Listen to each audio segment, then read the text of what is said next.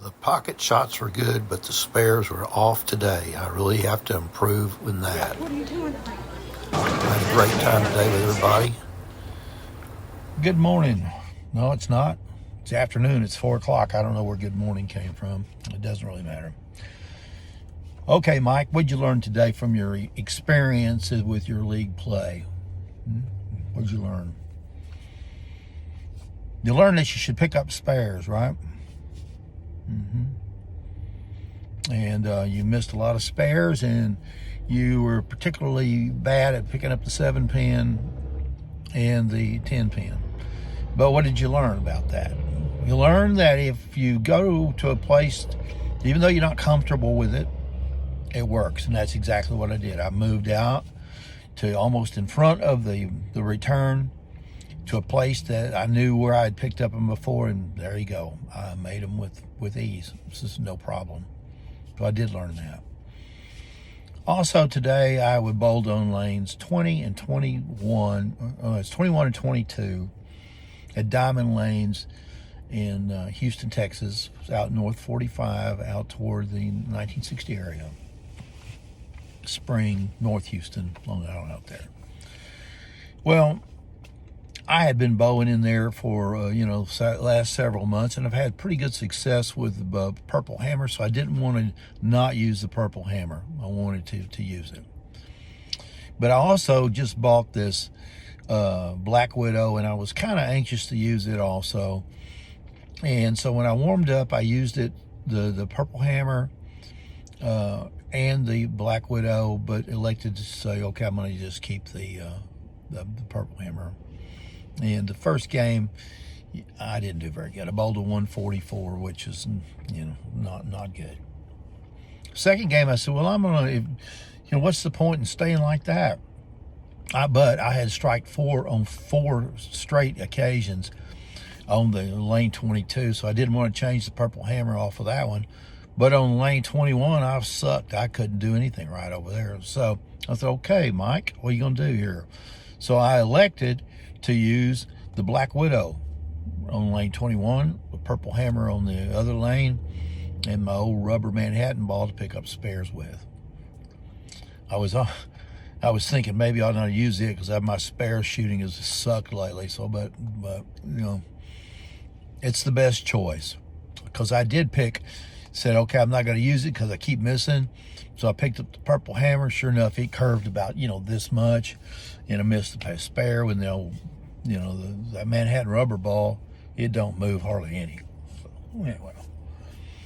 But second game comes along. I alternate, one side to the other. I use Purple Hammer on one, Black Widow on the other, and I bowled a 181, and I had to open in the 10th frame. Yeah, I had to open in the 10th frame. So could have been a 200 game, easily if I hadn't have done that. So, okay, here's the third and final game, and here we start off. I start off with a strike. It was a mixer strike. Okay, come up to second game, and the third game, and on the right side, which I'd been using the Purple Hammer on, what I split. So it was kind of, dang it.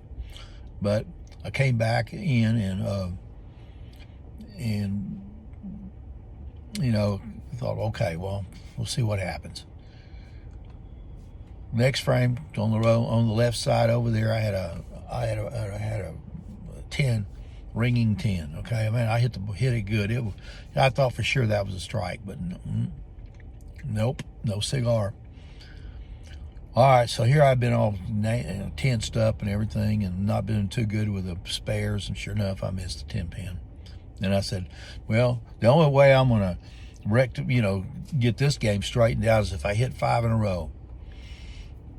Well, I need to be talking to myself like that more often, because boom, I hit 5 in a row, put the Purple Hammer down, didn't use it anymore, and used the Black Widow on both sides, 5 in a row. All right, so I'm feeling pretty good about now, So here it comes again. Boom, another ringing 10. dang, I got a 10 pin down there. What I'm going to do? Well, I had used the Spectra thing, you know, to do spares with before, and I had lined myself all the way up over on the right side, throwing off of that, if you're a left-hander, it'd be the number 2 arrow over on there, and coming across a couple of dots, and boom, that's where I was using it. But it feels weird. It feels like I'm over on the other lane over there, but I'm doing it. Well, that's what I do.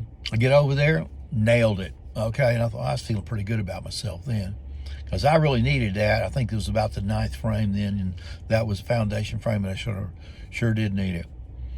It would have that I was standing right in front of the ball return too, on that right lane, so it kind of crowded it up, but it worked.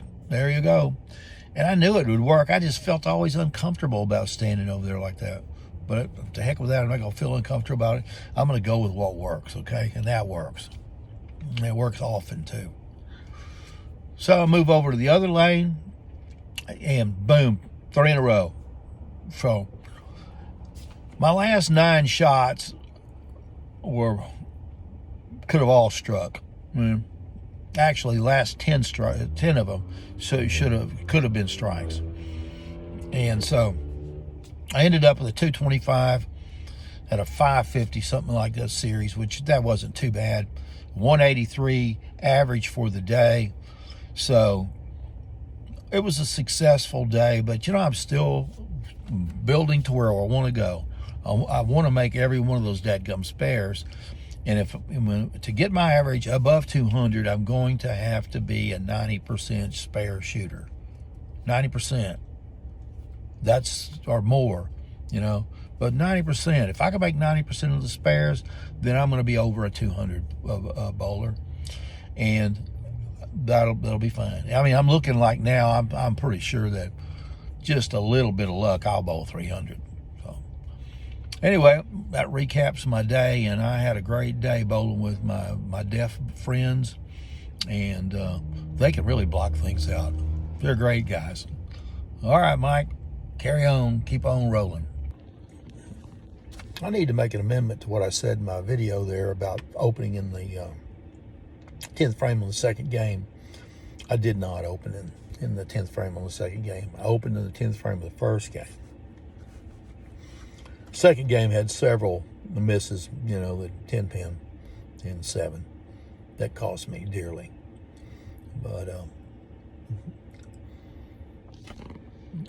I think I'm going to get that solved. When that's solved, then something else will probably creep in there. But making progress every day, every day I make progress. Now, one of the things that I really like to remember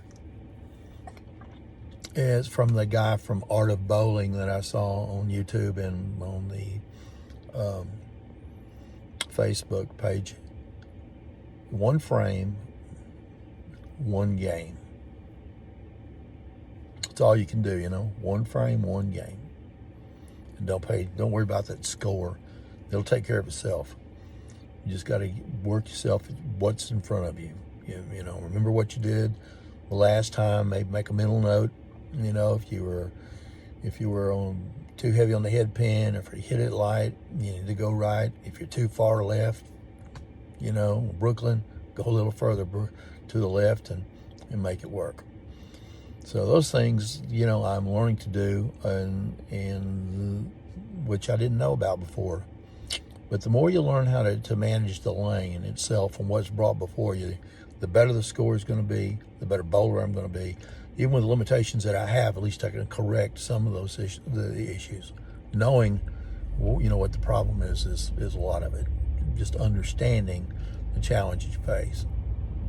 When to play right, when to try to come up the middle, you know, when to try to hook it, when not, you know, things like that. So I'm working on all those things.